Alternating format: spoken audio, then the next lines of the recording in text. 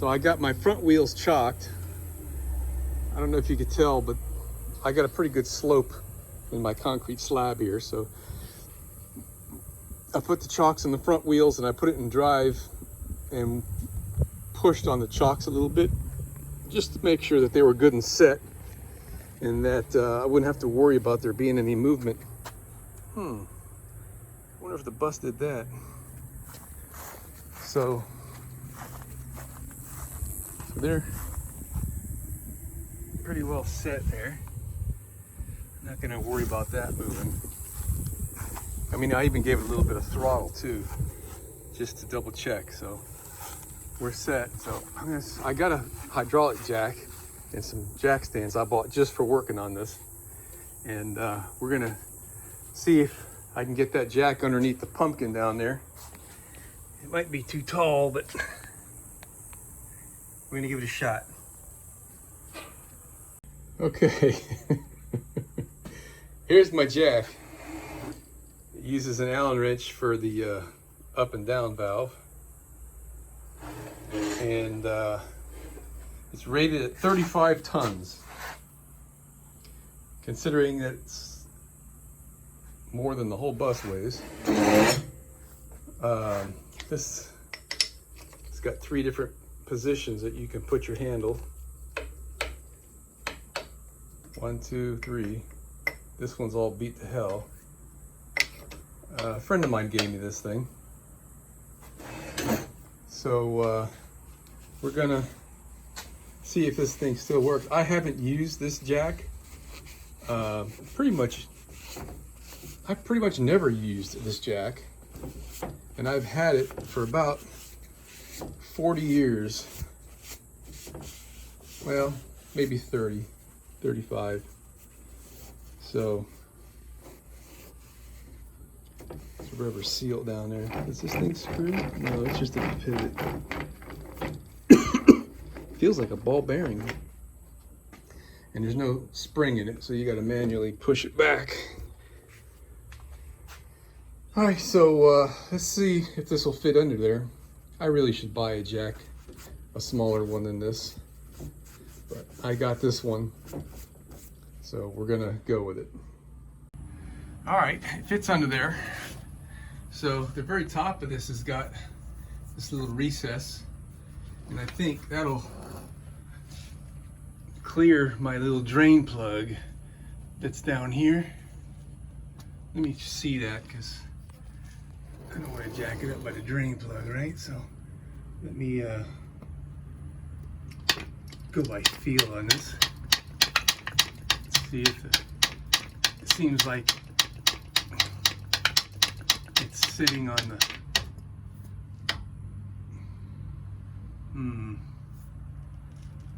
gonna have to look into that a little bit closer.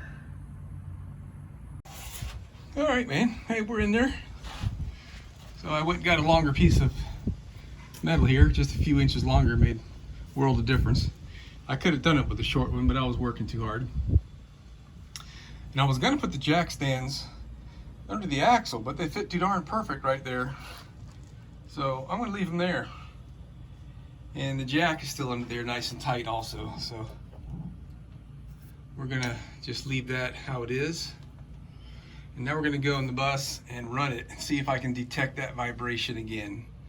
Hopefully I do, and then I can start diagnosing where in that drive line I'm getting this vibration. It's most pronounced at 45 miles an hour. Kind of comes in at 35 miles an hour. And then at about 55, it smooths out pretty good, but you can still feel it. To me, it feels just like a drive shaft out of balance, because I've experienced that before on my S10 Blazer. It could be an alignment issue.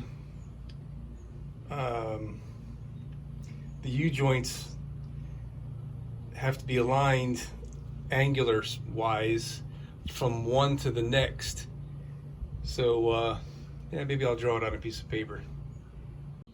All right, so I've drawn this with some exaggerated angles here, but I hope I can convey the gist.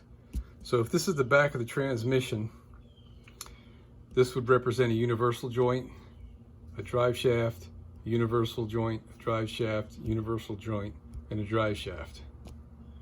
So there's two different ways of aligning your drive shaft U-joints. You can have a, let's call this a down and then back to straight again. So if that's the case, that angle there needs to match that angle. And the universal joints, what they do, they cause an acceleration and a deceleration in the drive shaft because of the nature of how the universal joint works. So this universal joint will compensate for that universal joint in the angle. And here is a representation of a straight. There's no, if there's a U-joint there and a U-joint there, there's no angle. So they'll be straight and there'll be no acceleration and deceleration. Here's the third or second way, is this is like a down and then a further down for the differential. So in this case, that angle in the universal joint has to match that angle in the universal joint. So let me see if I could show you with a ratchet extension what I'm talking about here. All right, I don't think I'm going to be able to show you this, but I'm going to try. So I got two ratchet extensions and a universal joint. So I'm going to like greatly exaggerate the angle of this universal joint and see if I can show you what's happening here. So right here,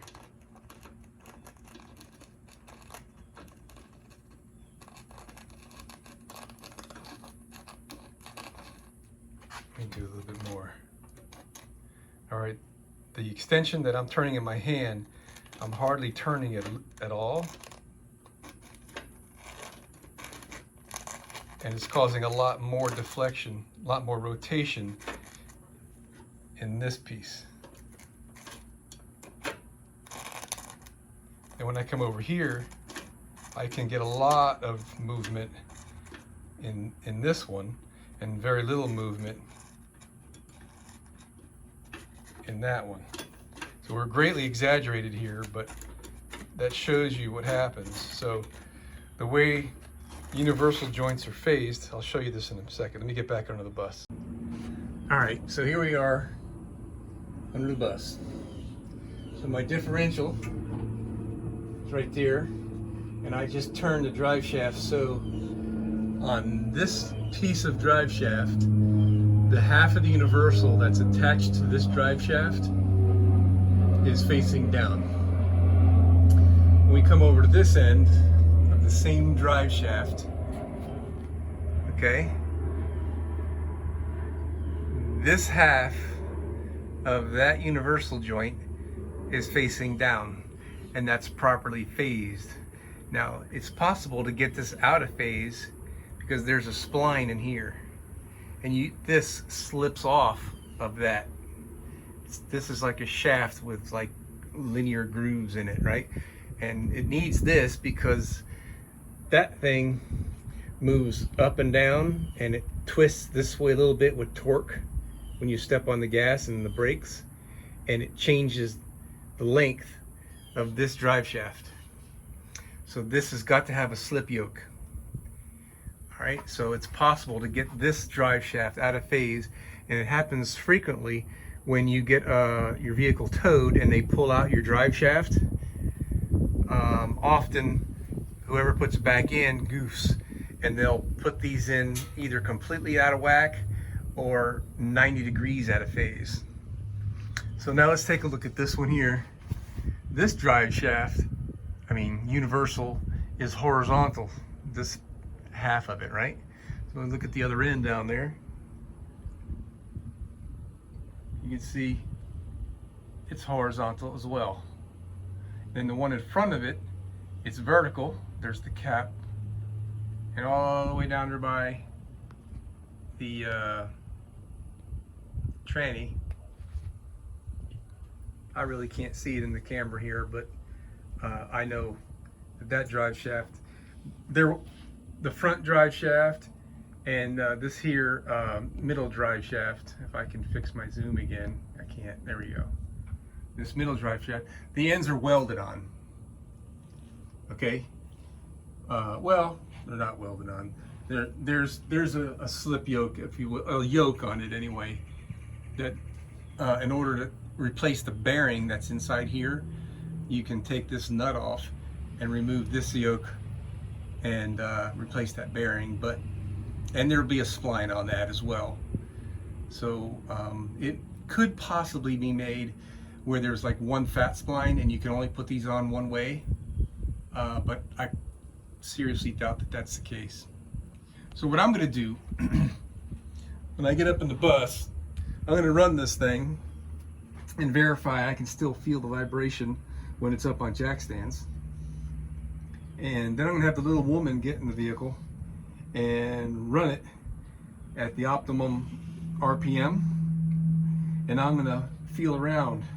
I'm going to put my hand on the back of the tranny. I'm going to put my hand on that bearing. And I'm going to put my hand on this bearing, the outer cage, the part that don't spin. And I'm going to put my hand on the differential and see if I can tell where the vibration is originating from. That's the plan anyway. It's going to be kind of scary to get over here by the back wheels. The quote-unquote proper method for doing this is to put some vibration detection devices on here. And you could make one, and maybe I'll spend some time and show you that if I have to get into it that much. But let me give it a whirl and see what we find out. Okay, so this bus has anti-lock brakes, and I don't know if that's going to mess with us, but let's see what happens here. All right, running. Put it in drive. Okay, back wheels are spinning. 5 miles an hour, I guess. Gingerly give it some throttle.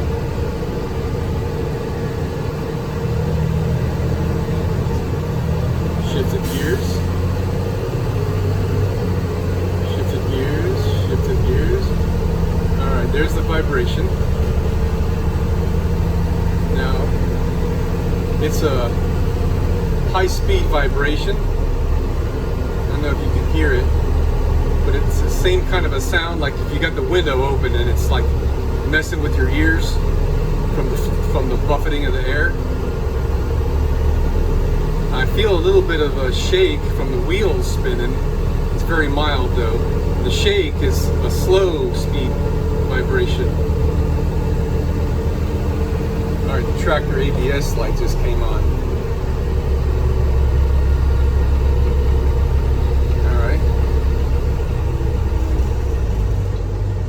Let this thing slow down naturally,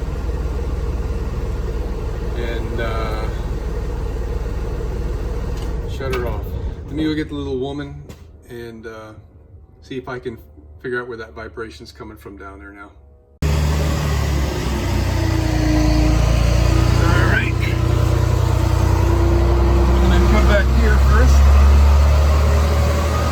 I would say this is probably the safest place to be.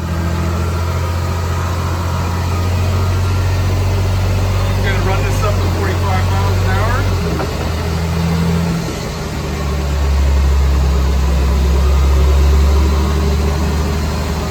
Alright. Now this is sitting on a jack, so that could artificially be dampening it, but I feel almost nothing here as far as vibration goes.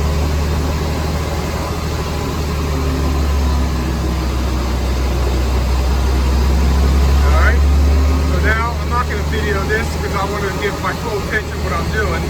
I'm going to go up there and put my hand on those bearings. Alright, so I'm here at underneath the bus, obviously. So while the little woman had this thing running, holding steady at 45, I came up here and and I put my hand on this bearing, and I could detect a fair amount of vibration here and there, and less at the tranny. So, and there's none. I mean, it's almost completely undetectable back there. And I think part of the equation here is that there's so much mass in that differential, and the fact that it's on the jack too, and the jack stands, that that's being stabilized. And also with the transmission, there's quite a bit of mass there, so that's kind of holding, you know, pretty still. But these universals, they're just supported by this bearing and attached to a cross member right there. And there's not a lot of mass here. So I think it's magnifying the little bit of vibration that we're feeling here, and it's causing it to shake the bus. Now that I've seen it, I feel a little bit better about it. I was concerned that the transmission was getting a beating up there from something being out of balance. But just for fun, what I'm going to do is the old school method for balancing a drive shaft. All right, I guess I'll do it on this piece here. I'm going to draw some lines and number them.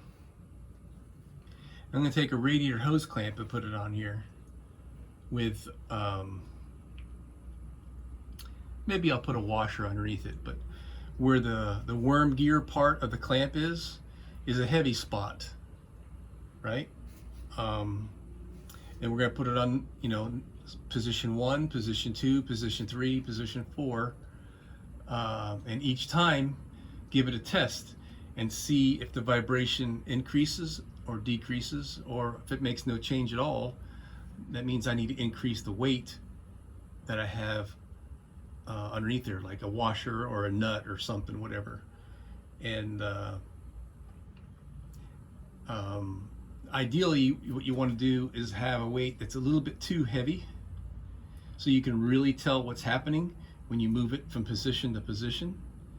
And you search for wherever it vibrates the least and wherever it vibrates the most, right? So then you'll know, well, I guess really where it vibrates the least is what you're really looking for, but then you'll find out where the spot is that the weight needs to be added.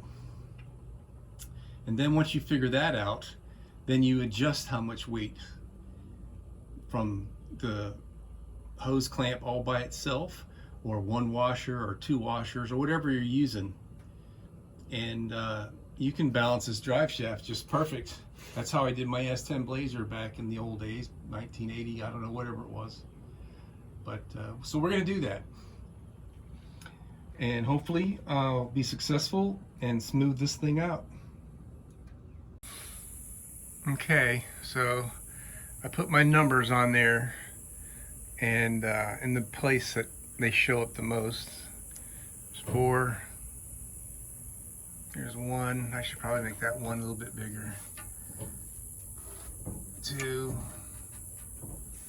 and 3. All right. So I'm going to repeat that.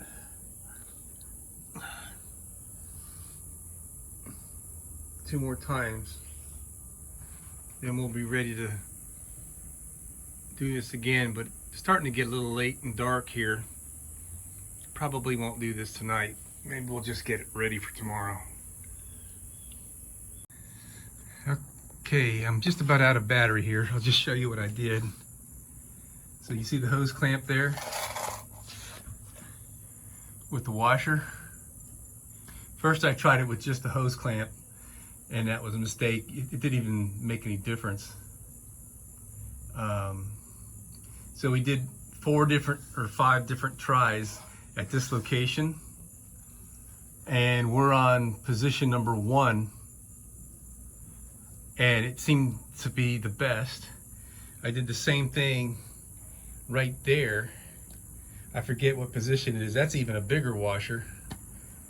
And I want to do it also up there at the tranny, but I don't have another one of those big hose clamps.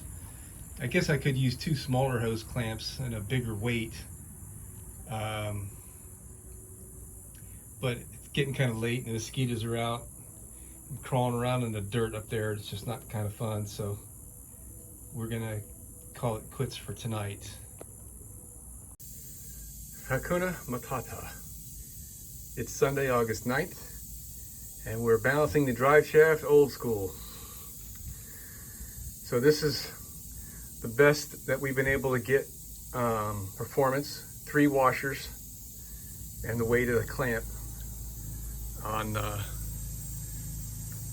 position number 1. It's interesting, what we learned here today is that the imbalance is in line with the universal cups. This one is on number 1, and I can't see where I did that one. Makes me kind of think that these drive shafts, there it is right there. It's 25% or a quarter of the way difference. It's made a notable difference.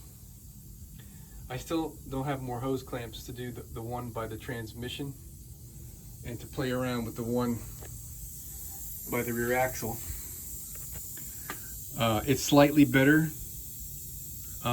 So what I wanted to share today is, here's what we did. I saw a guy on the internet do this, and it works. So this is just a magnetic base. You flip the lever and it turns on the magnetism, and it's just stuck on there from magnets. And we're looking at the carrier bearing. This one happens to be the last carrier bearing. There's 2 carrier bearings. And I taped this cup to the shaft, and I filled it up about a ½ inch from the top. And there's a particular speed, in this case 45 miles an hour. It seems to be most noticeable vibration. So I had the little woman running it up at 45 miles an hour, and I noted how much splash there was. And then from yesterday, with the one big washer that I was using, which is here, which I thought would be way heavy, we narrowed it down to being at position 1. When we added weight, it improved the performance the best, reduced the vibration the most. So I went with that. So I took out this washer and I put in 2 of these, one on top of the other. And you know, I've probably been doing this for an hour already. I tried 3 on top of one another and it got worse. So I figured, well, it must be like 2.5 washers maybe. I took 2 washers and put them side by side, thinking, well, maybe 2 is too many. And I started to spread them out. And if you go opposite, then it's like not having any, right? So when I got about this far apart with 2 washers, the vibration increased. So I knew that we needed more than 2. So I tried 3 stacked up on top of each other, and it seemed to be worse. And right now, with this 3 washers spread flat like this, that seems to be about the best. Now that's kind of a lot of weight, man. If you can, these are the weights that they weld on there. They're just little tiny things. You would think as much as 3 washers is way more than how much that is for balancing purposes. So I don't know what's going on here. I suspect that these drive shafts, when they're made at the factory, they're balanced independently and with some amount of run out in the yokes that they put on here. So what I'm saying is, like, the drive shaft's probably perfectly balanced, but the yoke may be out of balance or out of true, and that's what's causing the shake. And another thing too is, who knows who's worked on this? Maybe somebody worked on this and got something flipped around 180 degrees. Like if I were to take this universal joint apart right now and then turn this 180 degrees around, you know, maybe that'll change everything. Or take off that huge ass nut and spin this thing around 180 degrees on its spine. I don't really feel like going through all that, but it seems like that's what's, you know, for it to be out this far, right? 3 washers there, and up there I got 2 washers on that one. That's a lot. So back in the mid 80s, I had a Chevrolet S10 Blazer, and it had a drive shaft vibration, brand new out of the factory. That and a few other defects, which I'll never buy another Chevy again, but sorry Chevy fans. I had to do the same thing, and it ended up on that, it was just the weight of the hose clamp by itself with no washers. That was the best that I could get it to, and it stayed that way for about 150,000, 160,000 miles until I sold it. So this is as permanent as this is going to get. I think what I'll probably do is mark this, get another hose clamp. This thing is kind of just not really making it. And put that on there with some Gorilla Construction adhesive and call it a day. So now I think I'm going to tackle that air leak back there. I know what that is. Talk to you later, guys.